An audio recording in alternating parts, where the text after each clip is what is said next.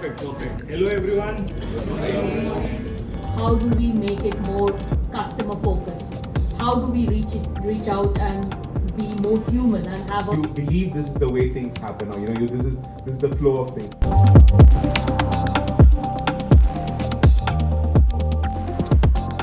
One foot in the future, maybe half a foot in the future, and keep 1.5 feet right now to doing what your present is. And that's a struggle that all of us are going through.